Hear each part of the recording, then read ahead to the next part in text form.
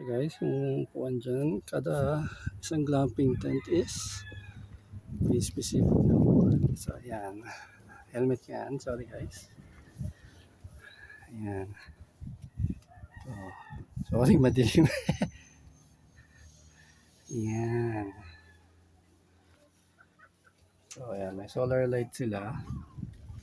Ayan, bintana yun, nabubuksan yun. Ilaw, fan, sorry. Then nakalock naman yun. Secured end siya.